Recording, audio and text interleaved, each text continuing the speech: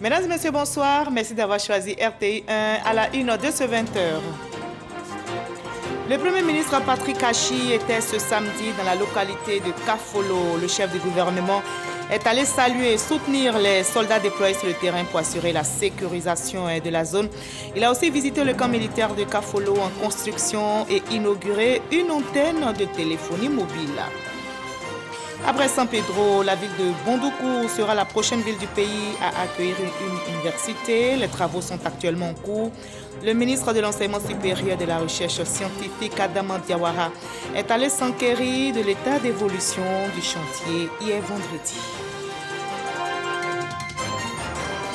Le démantèlement des établissements sanitaires clandestins se poursuit. Les services de contrôle du ministère de la Santé ont procédé hier à la fermeture d'une clinique qui exerçait illégalement de la commune de Makori. L'opération va s'étendre à tout le pays afin de préserver la vie des populations. Et nous irons en pays à Diokou pour nous imprégner de la prise et l'exercice du pouvoir. À Vieux-Badien, à Dabou, la génération Boguir va présider aux destinées du village pendant 8 ans. Les patriarches appelés aussi et Bébou ont été investis. Et soyez les bienvenus sur RTI 1. Ce soir, nous ferons un voyage culturel dans l'Ouest ivoirien, en pays Yakuba et Toura, pour nous imprégner du festival Tonkpi Nidale. C'est le festival des arts et de la culture dont le thème de l'hospitalité est au menu de cette 4e édition. Les Agnis étaient les invités spéciaux. L'Ouest montagneux veut promouvoir son riche patrimoine culturel, gastronomique et touristique, mais les objectifs sont-ils atteints? Quelles sont les retombées du festival? Nous avons invité professeur Lou Bamba Mathieu. Il a dirigé la Commission nationale pour l'UNESCO pendant 11 ans, professeur de philosophie. Aujourd'hui, à la retraite, il est le commissaire général du festival Tonkpi Nidale. Bonsoir, professeur. Bonsoir. Merci d'être notre invité de la page culture de ce samedi. C'est moi qui vous remercie. Alors, dites-nous tout de suite ce que signifie le Tonkpi Nidale. Tonkpi Nidale, c'est le bonheur dans le Tonkpi. Nidale, c'est la réjouissance, c'est l'épanouissement de l'âme, donc le bonheur. D'accord. Alors, vous promouvez le bonheur à travers ce festival. Vous allez nous en dire davantage, surtout quel est l'impact du festival Nidale au plan local et quelles sont les retombées économiques. Vous nous en direz davantage dans la page culture. On va se retrouver dans une trentaine de minutes. À tout à l'heure, professeur. Vous restez pour le moment avec nous. Nous partons pour Congo. Le Premier ministre Patrick Achi et plusieurs membres du gouvernement, dont le ministre d'État, ministre de la Défense, Téné Birahima Ouattara, sont arrivés ce samedi. Ils s'y sont rendus après l'étape de Tougbo et Kafolo. Le chef du gouvernement et sa délégation sont allés apporter le soutien de la République aux soldats engagés dans la lutte contre le terrorisme. Mission marquée par 2 temps forts, visite des casernes en construction et un repas avec les soldats pour les galvaniser davantage. Le reportage complet de Kades Sogodogo dans nos prochaines éditions. Dans la localité de Tougbo, dans le Bunkani, le Premier ministre Patrick Achi a donné le top départ de la phase 2 du PS-Gouv, le programme social du gouvernement qui prend en compte la période 2022-2024. L'exécution des actions d'insertion des jeunes des zones frontalières du Nord est au menu. Le but de ce programme est de dissuader les jeunes de tomber dans la facilité et la tentation du terrorisme. La phase 2 concerne 6 régions frontalières du nord du pays, la Bagoué, le Bunkani, le Folon, le Kabadougou, le Poro et le Tcholoko. L'arrivée du chef du gouvernement Patrick Achi à Tougbo a été annoncée par la ministre de la Solidarité et de la lutte contre la pauvreté. Sur place ce matin, Miss Belmont Dogo a fait don de vivres et de non-vivres d'une valeur de plus de 50 millions de francs CFA et c'est sa 3e visite en l'espace de 6 mois dans cette partie nord du pays qui fait face malheureusement au terrorisme. Les populations saluent l'action de solidarité du gouvernement, nous rapporte Salimatou Dia. Tougbo, Teini, Kafolo et 6 autres villages de ces localités dans les régions du Bunkani et du Tchologo sont aujourd'hui des refuges pour environ 6000 personnes fuyant la crise sécuritaire au Burkina Faso. Pour le gouvernement ivoirien, la collaboration entre tous les acteurs nationaux et partenaires internationaux est primordiale pour faire face au terrorisme dans la sous-région et soutenir les populations. Encore une fois, la ministre de la Solidarité et de la lutte contre la pauvreté est sur les lieux. Et cette fois, elle est dépêchée par le chef du gouvernement Patrick Achi pour apporter encore une assistance en vivres et non-vivres aux populations à hauteur de 50 millions de francs CFA. Cette visite est pleine de sens en ce qu'elle vise à réaffirmer, si besoin s'en faut, la présence de l'État de Côte d'Ivoire sur l'ensemble de son territoire, d'une part, et d'autre part, à manifester son soutien et sa solidarité vis-à-vis de ses concitoyens de ce département. Pour les autorités, c'est aussi et surtout avec ces populations que les États réussiront à freiner les crimes liés au phénomène du terrorisme. Ces dernières se réjouissent de l'hospitalité et de la solidarité qui leur sont offertes ici en Côte d'Ivoire. On ne peut pas tenir. Vraiment, le député a dit que c'est un peu triste. C'est des circonstances malheureuses que nous nous sommes retrouvés. Il y a des mots qu'on ne peut pas parler. Alors je prends la parole au nom des réfugiés, comme l'orateur a dit déjà, pour vous dire merci. Tellement que nous sommes dans la joie. À Togo, ce samedi 22 janvier, le Premier ministre Patrick Achi lancera un projet à la faveur d'insertion des jeunes de la zone frontalière nord du pays.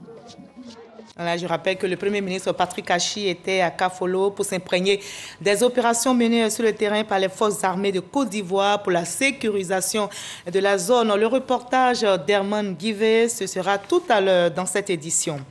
Sur le territoire ghanéen, le comité de pilotage de l'initiative Cacao Côte d'Ivoire-Ghana s'est réuni hier vendredi à Accra, la capitale.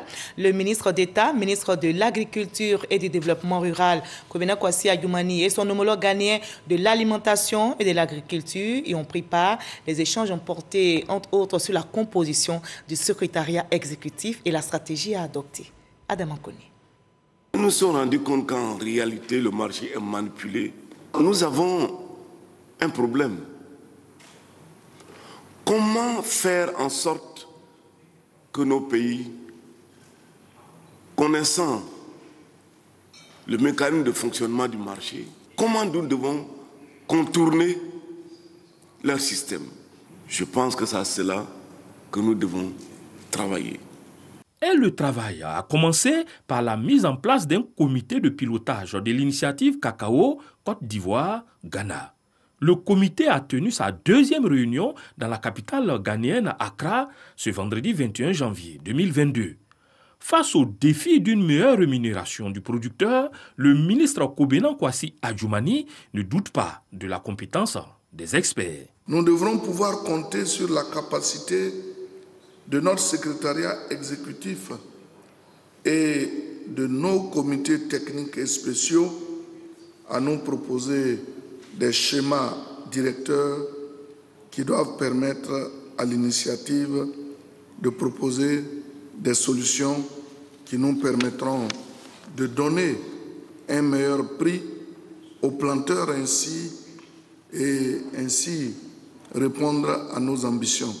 La réunion d'Accra a également permis de débattre de la durabilité de la filière cacao, de la transformation, de la consommation locale et de la lutte contre le travail des enfants. De quoi favoriser une meilleure vie sous les cacaoyers. La Côte d'Ivoire solidaire du Ghana qui a vécu cette semaine même un drame. Au moins 17 personnes sont mortes et 59 autres ont été blessées dans l'explosion d'un camion. Le président ivoirien Alassane Ouattara a donc dépêché un émissaire chez son homologue ghanéen pour lui traduire le soutien du peuple ivoirien. Adam Ankoni pour le récit. Dès le lendemain de l'explosion du camion transportant des explosifs endeuillant le peuple ghanéen, le président Alassane Ouattara manifeste sa compassion et sa solidarité. Mieux, il dépêche auprès du président ghanéen le ministre d'État, ministre de l'Agriculture et du Développement rural. D'abord, nous étions venus présenter les condoléances de son Excellence le président de la République à son frère suite à cet accident. Donc à cette occasion, le président nous a chargé de porter le message de compassion à son frère. Et suite à cela, nous avons également salué au nom du président de la République le leadership du président Akufo-Addo pour son engagement aux côtés donc, de ses pairs dans le cadre de la CEDEAO pour régler les conflits qui minent notre sous-région. Ensuite, nous lui avons fait part de la réunion que nous venons de tenir dans le cadre de la deuxième session de l'initiative Cacao Côte d'Ivoire-Ghana, où il a été question de présenter la vision stratégique du développement de notre initiative Cacao Côte d'Ivoire-Ghana. Très sensible à la démarche de la Côte d'Ivoire, le président ghanéen Nana Akufo-Addo a prié le ministre d'État ivoirien de traduire toute sa gratitude au président Alassane Ouattara. C'est le jeudi 20 janvier que le drame s'est produit dans une ville de l'ouest du Ghana, occasionnant au moins 17 morts et 59 blessés. Ici également en Côte d'Ivoire, suite au décès tragique de 9 personnes dans un incendie au quartier Digboé 1 de San Pedro, le ministre-gouverneur Philippe Légré est allé exprimer sa compassion à la famille éplorée. Il a remis une enveloppe à cette famille pour la soutenir, nous dit Sam Kona. Le ministre-gouverneur Philippe Légré compatit à la douleur de la famille Taïrou. On se rappelle, un drame a frappé cette famille. 9 membres, dont une femme et 8 enfants, ont péri dans un incendie dans la nuit du 8 au 9 janvier dernier. Philippe Légré, à la tête d'une forte délégation, est donc venu réconforter le chef des familles, l'un des 2 rescapés. Ça m'a donné courage, vraiment, de toute façon, je le vois en face de moi, vraiment, ça m'a donné courage même. Il y a eu un événement malheureux ici à San Pedro. C'est monsieur, notre frère, qui a perdu ses enfants. Plus son épouse, il n'y a rien de plus douloureux que cette situation qu'il est en train de traverser. Et donc, on ne pouvait pas ne pas venir le saluer. Et bien avant que l'autorité suprême ici du pays n'envoie encore 2 personnes pour compatir et prendre part à cette douleur, nous, à notre humble niveau, nous sommes venus leur apporter notre soutien. Avant de partir, le ministre-gouverneur a remis la somme d'1 million de francs CFA à la famille éplorée. Des prières ont été faites pour le repos des l'âme des défunts. Et on revient sur la visite du Premier ministre Patrick Kachi à Kafolo ce samedi.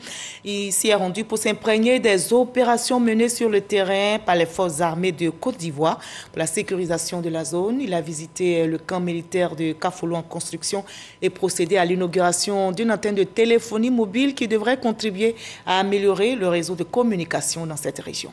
Herman Guivé. En provenance de Ferkessi-Dougou, le carrefour Nation, direction Kafolo. Plusieurs kilomètres de pistes villageoises à parcourir. De part et d'autre du chemin, un dispositif sécuritaire est bien en place.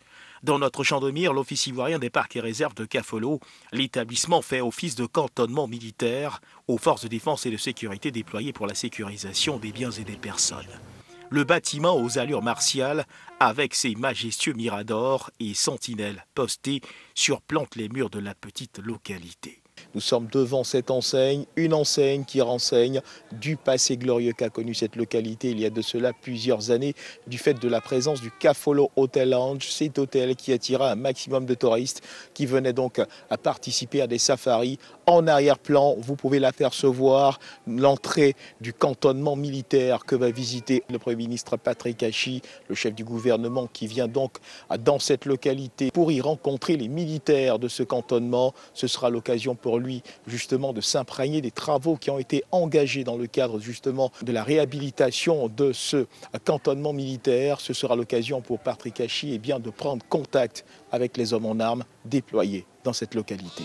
Dans cette zone du pays, à cette période de l'année, c'est l'Harmattan qui dicte sa loi. Escorté par une cohorte de véhicules militaires, nous prenons la direction de l'aérodrome de Kafolo. Patrick Kachi, le chef du gouvernement, vient juste de marquer son arrivée dans la ville. Les honneurs militaires sont exécutés par 3 sections. Un peloton de gendarmerie, 2 sections du groupement tactique interarmes, 4 de Kong, aux ordres du chef de bataillon Mlankwasi Sinclair, commandant du groupement tactique interarmes, 4 de Kong. L'étape Kafolo consistera à rendre visite à nos forces de défense et de sécurité ici présentes, en compagnie du ministre d'État, ministre de la Défense, pour essayer de leur transmettre les encouragements de son Excellence, Monsieur le Président de la République, et s'enquérir auprès d'eux qu'ils sont dans les conditions qui sont celles que le chef de l'État souhaite et pour lesquelles des moyens ont été mis à disposition. On en profitera pour également visiter des travaux qui sont en cours pour améliorer les conditions de travail qu'elles ont et voir avec eux quels sont les autres éléments sur lesquels ils souhaitent que nous insistions tout particulièrement. Une fois à l'intérieur du cantonnement militaire, un officier supérieur présente au chef du gouvernement Patrick Hachi à la délégation qui l'accompagne le champ des opérations que couvre le cantonnement militaire de Kafolo et les actions menées dans les zones d'action opérationnelle. Une présentation appuyée par le chef d'état-major général des armées, Lassina Doumbia. Le chef du gouvernement a des mots d'encouragement pour ces hommes qui veillent à la sécurisation de cette zone dite sensible aux incursions sporadiques. Prochaine étape de cette visite du chef du gouvernement, l'inauguration d'une antenne de téléphonie mobile qui devrait permettre d'améliorer les communications dans la région du Tchologo et bien au-delà. Dernière articulation de cette visite du Premier ministre Patrick Hachi à Kafolo, la visite du nouveau cantonnement militaire de Kafolo, en construction. Des bâtiments qui sortent de terre. Vu les différents essais réalisés sur les briques en terre comprimée, nous avons eu une résistance de 7 mégapascales, ce qui permet de résister au tir direct des armes. Nous avons 7 bâtiments. Il y a l'infirmerie, le poste de commandement, le dortoir des officiers. On a 2 dortoirs troupes, une cuisine et le dernier bâtiment est réfectoire et salle télé. Le chef du gouvernement se réjouit de l'évolution des travaux. Ce nouveau site devrait permettre d'accueillir dans de bien meilleures conditions les hommes déployés à Kafolo pour la sécurisation de la zone. Au terme de cette visite, Patrick Hachi, le chef du gouvernement, a mis le cap sur Kong, ultime étape de cette visite marathon dans la région du Tchologo. Et je vous invite à visiter un autre chantier. Après San Pedro, la ville de Bondoukou sera la prochaine ville du pays à accueillir une université. Les travaux sont actuellement en cours. Le ministre de l'Enseignement supérieur et de la Recherche scientifique, Adama Diawara, est allé s'enquérir de l'état d'évolution du chantier hier vendredi. Mama Traoré pour le reportage. L'université de Bondoukou sera construite en 4 phases sur un site de 305 hectares. Les travaux en cours visent à réaliser la première tranche. Déjà la présidence, la bibliothèque centrale, l'école d'architecture et quelques amphis s'imposent à la vue du chantier. Quant aux résidences universitaires, aux restaurants, au centre médical et aux bâtiments logistiques, ils doivent encore pousser pour espérer être au rendez-vous de la prochaine rentrée universitaire prévue pour octobre 2022. L'avancement du travaux, on l'a estimé à 30%. C'est un projet qui s'étale sur 24 mois. On a consommé une bonne partie, une 60% à peu près, mais on est derrière l'entreprise pour quand même honorer le délai contractuel. Déjà en chantier, que cette université suscite la joie des populations qui l'accueillent sur leur terre. Ce sera une université moderne à la pointe de la technologie. Cela réjouit la population du Zanzan. Dans son adresse de fin d'année, le chef de l'État a annoncé l'ouverture de ce temple du savoir pour octobre 2022, à charge pour le ministre de l'Enseignement supérieur et de la Recherche scientifique de veiller à la concrétisation de cette promesse. Ce vendredi, Adama Diawara s'est donc rendu sur le site de la future université pour apprécier l'évolution des travaux. C'est digne vraiment des architectes. Je crois que ça va faire pâlir les hameaux. Satisfait pour certains compartiments, pas le cas pour d'autres. En tout cas, j'aurais voulu le restaurant des enseignants et les étudiants là. Voilà. Mais bon, c'est déjà fait, on fera avec. Mais dans l'ensemble, tout semble avancer selon lui. Je pars d'ici très satisfait parce que je vois que les travaux sont assez avancés. Je fais entièrement confiance au PDU, au programme de décentralisation des universités, et également à l'entreprise chinoise, tout comme aux financiers, notamment la Banque islamique de développement, pour qu'en octobre 2022, cette université puisse ouvrir ses portes, comme cela a été promis par le chef de l'État. Les spécialités qui seront enseignées à l'université de Bondoukou, vous avez d'abord l'architecture et l'urbanisme, vous avez les sciences sociales, vous avez les lettres, vous avez les arts et les langues, et vous avez, en plus de tout cela, vous avez le développement durable. Pour cette première phase, L'université de Bondoukou pourra accueillir 3000 étudiants, dont 400 attendus pour la première année académique. Et sur le front sanitaire, on renforce la lutte contre la pandémie de Covid-19 qui sévit dans le monde.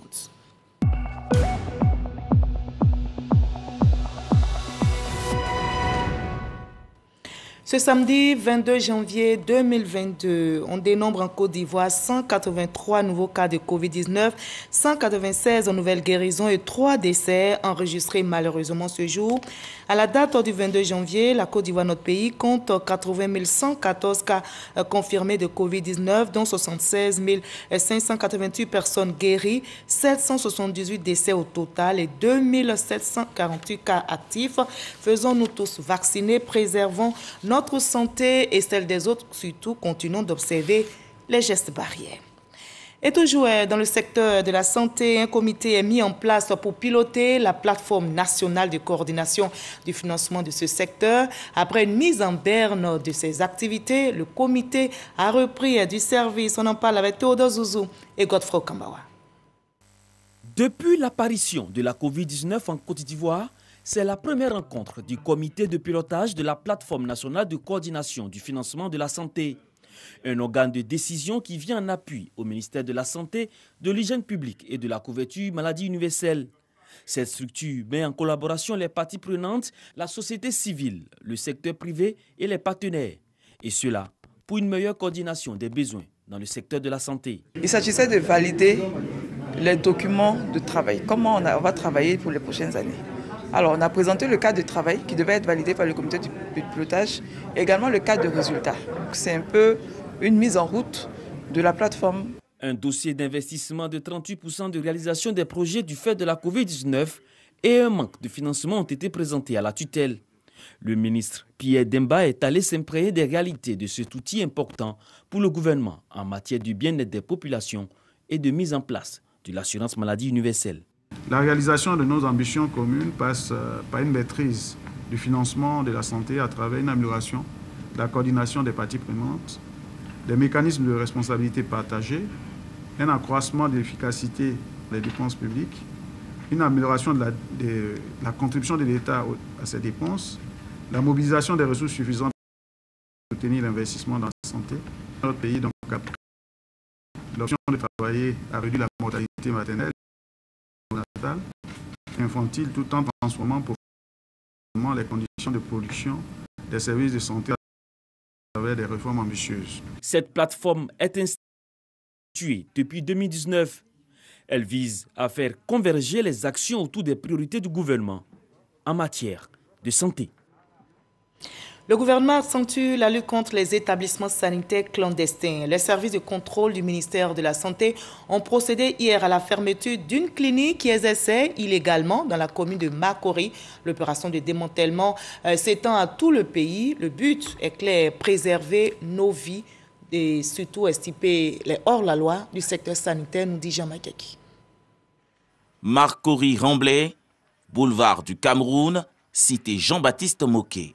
C'est dans ce quartier que les éléments de la police sanitaire font irruption en fin de matinée dans le centre médico-social PEMA. Après plusieurs mois d'enquête zonale, la consigne est claire pour ces inspecteurs. Ce centre médico-social doit cesser immédiatement ses activités. La raison, fraude et infraction à la législation sanitaire. On est tombé sur cette structure qui était l'une des structures qui avait une autorisation. Donc on est bien content. Sauf qu'on n'avait pas encore vu physiquement l'autorisation. Donc on a demandé à ce qu'on le produise. Quand on l'a produit, on s'est rendu compte que oui, c'est une autorisation, mais cette autorisation semblait être une autorisation falsifiée. On a donc procédé à toutes les vérifications et on a constaté qu'effectivement, il s'agissait d'un document falsifié, avec falsification de la signature du ministre de la Santé. Le ministère de la Santé, à travers sa brigade mobile de la police sanitaire, est déterminé à réprimer et sanctionner tous les contrevenants à la loi. Le ministère de la Santé a déposé une plainte sous instruction du ministère contre des personnes, les promoteurs de cette clinique qui ont produit le document. Mais les enquêtes pourront déterminer le nombre et la nature des personnes qui sont impliquées. Encourager le secteur sanitaire privé est l'une des actions du gouvernement. Les promoteurs sont interpellés. les établissements sanitaires privés aident énormément le système public et soutiennent le ministère de la Santé. Je les remercie d'ailleurs pour ça. Mais ces activités-là, pour le ministère de la Santé, ne peuvent se faire que dans le respect des règles. En Côte d'Ivoire, plus de 70% des établissements sanitaires privés fonctionnent sans autorisation. Soit 3 cliniques sur 10 exercent de façon légale, selon le ministère de la Santé. Le Conseil national des jeunes de Côte d'Ivoire donne plutôt l'exemple. Ce conseil a un nouveau président, son nom Ibrahim Diabaté. Ce dernier et sa délégation sont allés se présenter à Sa Majesté Amon Tanoé, président de la Chambre nationale des rois et chef traditionnel de Côte d'Ivoire, pour prendre surtout l'onction des garants de la tradition et prendre conseil pour le succès de leur mission. Lorgoretti Didier Nguessan.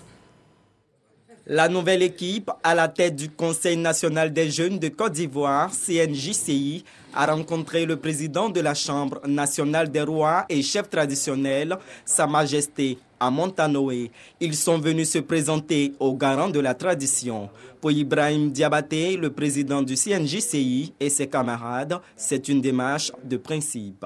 Il s'agissait pour le nouveau bureau de venir présenter ses honneurs, mais bénéficier des sages conseils de Sa Majesté. Mais également, le Conseil, qui est un organe consultatif aujourd'hui, a besoin de travailler avec toutes les instances décisionnelles. Et vous savez aujourd'hui, mieux que moi, la place que la Chambre nationale des rois et chefs traditionnels joue en Côte d'Ivoire. Et il s'agissait pour nous de nous rapprocher d'eux et élaborer, envisager ensemble des pistes de collaboration. Et c'est avec beaucoup de plaisir que nous avons trouvé un nana ouvert, un nana prêt à nous accompagner.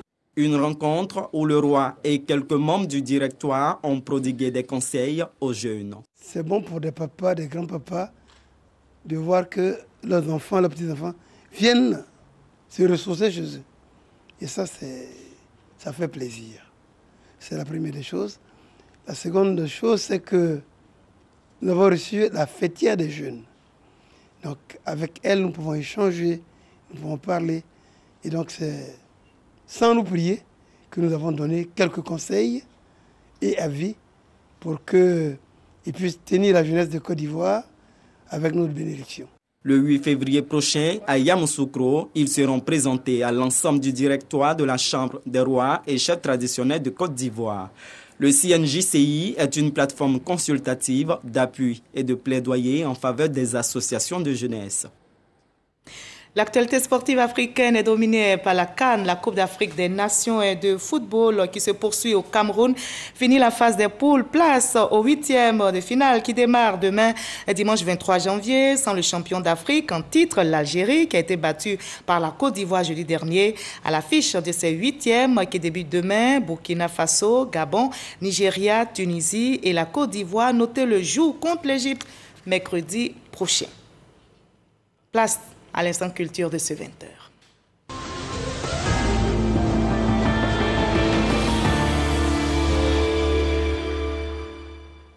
Le président du CESEC, Dr Aka Awele, a dédicacé son ouvrage « L'entrepreneuriat en Côte d'Ivoire, la dernière guerre contre la pauvreté et le chômage » au siège de la CGC au plateau. Il a invité tous les Ivoiriens à entreprendre. Le ministre de l'Enseignement supérieur et de la Recherche scientifique, Adama Diawara, patron de cette cérémonie, souhaite une implication forte du secteur privé dans la lutte contre la pauvreté et le chômage dans notre pays. En pays, à Diokrou, la prise et l'exercice du pouvoir restent le mode générationnel. Et à Vieux-Badien, département de Dabou, la génération Bodjo préside aux destinées du village pendant 8 ans. Les patriarches appelés aussi Ebebou ont été investis et cela s'est matérialisé par la remise des attributs. Franck Quadio.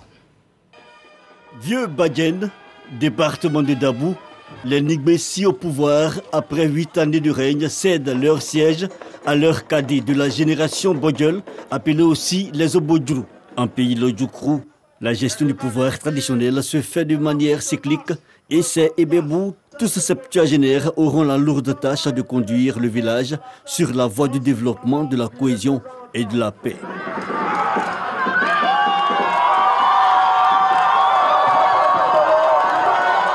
Les nouveaux Ebebou présentaient alors à tout le village le clou de la journée, la remise des attributs, la canne, le chapeau, le chasse-mouche, le pagne et le kaolin. Les Obodjrou placent leur règne sous le sceau d'une gestion participative. Nous mettons le sol du pouvoir sur le rassemblement, la concorde, la solidarité, pour qu'ensemble, fils et filles de ce village et les assimilés, ceux qui nous font faire l'honneur d'habiter avec nous, doivent travailler avec nous. Parce que l'affaire de la gestion du village est l'affaire de tous. Quand on est isolé, ce n'est pas bon. Il faut que tout le monde participe à ce développement-là. Les filles et fils du pays Lodjoukru saluent la continuité de ce processus de succession générationnelle d'exercice du pouvoir traditionnel. Les différents intervenants invitent d'ailleurs la jeune génération à maintenir la flamme. Nous avons une mission de sensibilisation, d'information auprès de la jeunesse pour qu'ils s'approprient ce système de gouvernance parce que c'est démocratique, ça se fait sans palabres. En pays Adjoukru, on dénombre 7 générations composées chacune de 3 catégories. La prochaine fête de l'Ebeb à Vieux-Badiène aura lieu en 2028. Et notez que Dr Aka Elete est bien l'auteur de l'ouvrage La problématique de l'entrepreneuriat en Côte d'Ivoire. C'est la dernière guerre contre la pauvreté et le chômage qu'il vient de publier. L'ouvrage a été dédicacé jeudi dernier à la CGC au Plateau. Et on en arrive à l'entretien avec notre invité de la page culture de ce 20h. Je vous retrouve avec plaisir, professeur Loubamba Mathieu. Bonsoir. Bonsoir. Tonkpini Dale est un festival qui a démarré il y a 4 ans. Dites-nous d'où est partie l'idée et comment les populations ont-elles accueilli la naissance d'un tel festival. Il faut reconnaître que Tonkpini Dale est une idée du conseil régional du Tonkpi. Et c'est le conseil régional du Tonkpi qui a donc voulu passer par Tonkpini Dale pour assouvir 3 objectifs. Faire de la culture un fondement du développement, faire de la culture un moment de cohésion sociale et de paix, et surtout un moment de brassage des cultures. D'accord. Et les populations ont bien accueilli la naissance de ce festival. Et bien sûr qu'aujourd'hui, Tonkpini Dale est devenu un moment de rencontre. Chaque année, les fils et filles de la région du Tonkpi se retrouvent pour cet événement-là. Donc le plus grand acquis, c'est d'abord la mobilisation autour de cet événement. D'accord. Alors, vous n'avez pas pu honorer le rendez-vous de 2020 pour cause de crise sanitaire dominée par la COVID-19. Ça a été fait en 2021, heureusement, l'année dernière. Dites-nous quels étaient vos défis. Cette édition était une édition de tous les défis. D'abord, réorganiser une telle manifestation après un arrêt d'1 année, ce n'était pas du tout donné. Et ensuite, faire en sorte que la mobilisation atteigne un niveau honorable, ce n'était pas non plus donné. Alors, ce qui a caractérisé cette édition, c'est que nous avons innové en faisant des lancements éclatés. Dans les régions? Non, pas dans les régions, puisque dans les départements. Dans les départements, nous n'avons qu'une seule région, dont la capitale est Mans. Et d'ordinaire, c'est à Mans que ça se déroule. Et nous avons innové. Vous avez organisé, c'est à Tonkpi, sinon on a le Guémont, on a le Cavalier aussi, qui font partie de l'Ouest. Mans est la capitale de Tonkpi. D'accord. Et Tonkpi comporte 5 départements. D'accord. Et nous avons éclaté les lancements à Biankouma, à Sipilo, à Zouaouin et à Danané. Ceci nous a permis de rapprocher Tonkpini Dale de sa base et des populations. Ça a permis au département de s'approprier l'événement.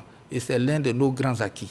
Pour qu'aujourd'hui, à chaque événement, chaque département s'organise pour sélectionner les meilleures troupes et participer aux différents concours que comporte justement Tonkpini Dale. Donc, on va dire un bel engouement vécu par notre reporter Franck Quadio également, qui va nous rapporter l'ambiance de cette 4e édition du Nid Dale Festival. On va suivre ensemble et en reparler juste après. Merci.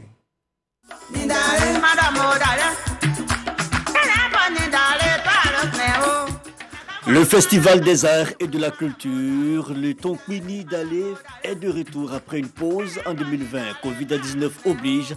Du 7 au 12 décembre dernier donc, les férus de tradition se sont retrouvés dans l'ouest de la Côte d'Ivoire, précisément à Mans, pour la 4e édition. ouest de la Côte d'Ivoire, car ce festival est avant tout promoteur de vestiges, de valeurs et d'atouts touristico-culturels de cette partie de la Côte d'Ivoire.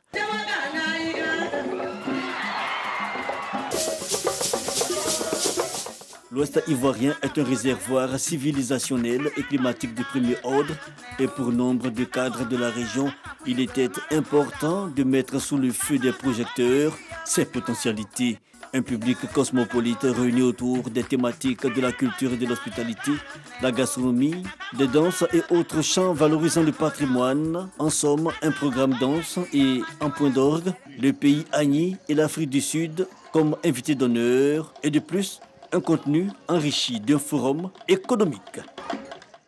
Voilà, le peuple Agni était l'invité spécial à cette édition 2021 du Nid d'Alé qui avait pour thème central l'hospitalité, on l'a entendu. Alors, expliquez-nous les raisons du choix de l'invité et comment les Yakuba et les Toura ont-ils démontré leur hospitalité à leurs hôtes.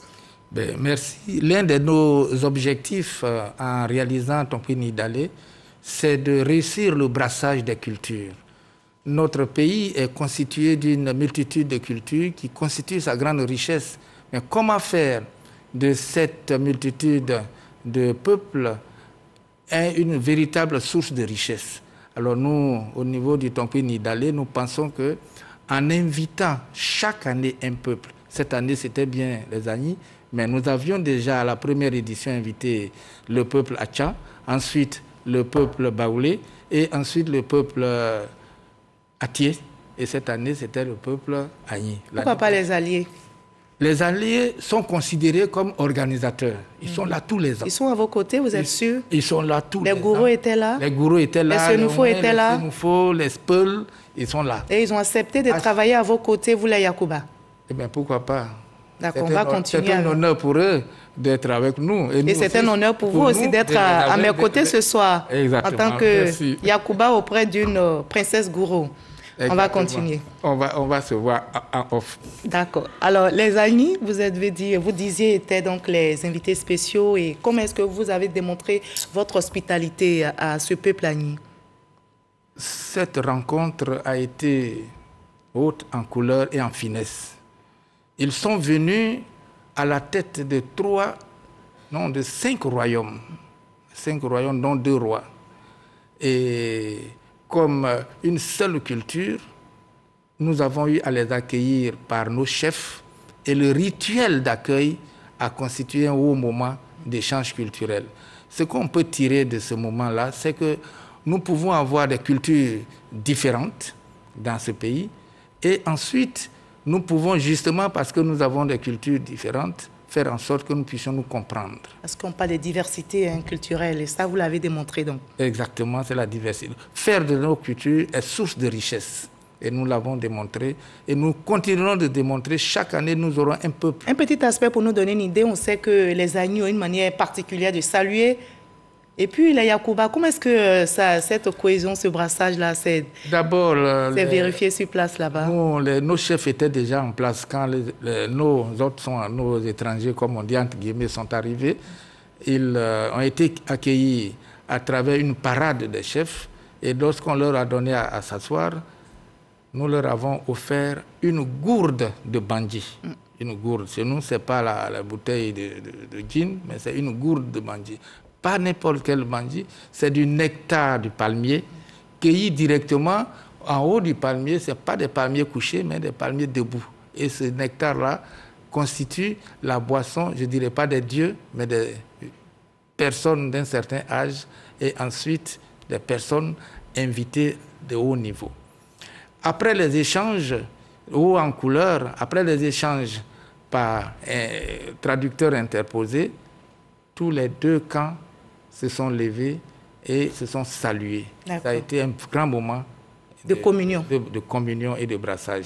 L'autre aspect qu'on peut aussi souligner, pour souligner toujours l'hospitalité, c'est que nous logeons la plupart de nos invités auprès des populations dans les villages, de sorte à s'imprégner des réalités qui se passent dans les villages. Et c'est ce que nous voulons faire. Après cette année, c'est d'autres peuples que nous inviterons. D'accord. Alors, au cours de ce festival, on voit que vous déroulez toute la richesse culturelle, gastronomique, touristique du peuple d'An. Alors, qu'est-ce que le visiteur, selon vous, devrait retenir après 4 à 5 jours de festivités?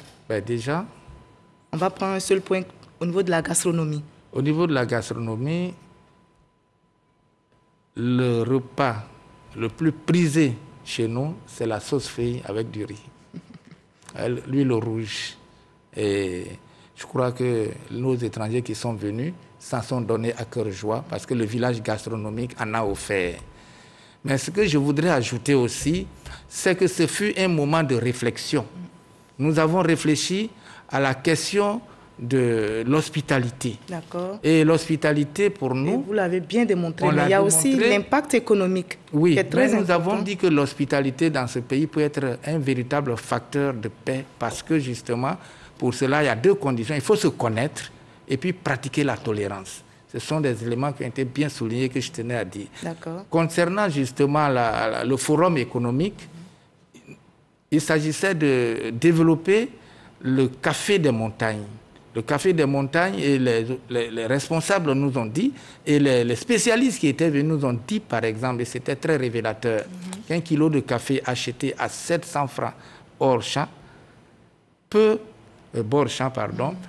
être vendu à de 18 000 à 90 000 francs selon les lieux de consommation si le café est transformé.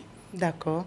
Malheureusement, le temps nous persécute. Professeur Bambalou Mathieu, on remarque déjà que la cohésion se renforce à travers le festival Nid d'Alé. Et bien sûr, il y a l'impact économique parce que si on vend le café à cette somme-là, je pense qu'il y a une incidence financière. C'est un des acquis de ces réflexions qui sortent justement de Tempé Nid d'Alé. Merci, professeur Loubamba, d'avoir répondu à nos questions. Merci surtout de votre contribution à la culture ivoirienne. Je rappelle que vous êtes professeur de philosophie à la retraite aujourd'hui.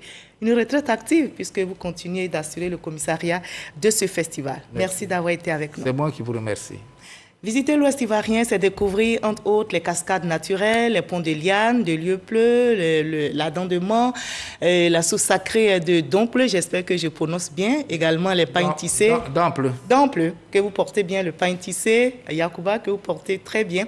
Alors, à travers Nid d'Alé, Festival de la culture d'An est promu, le tourisme revit, vive donc la 5e édition et vive la culture ivoirienne. Vous l'avez compris, ce journal est terminé. Je vous retrouve avec grand plaisir demain 20h. Allez, prenez soin de vous.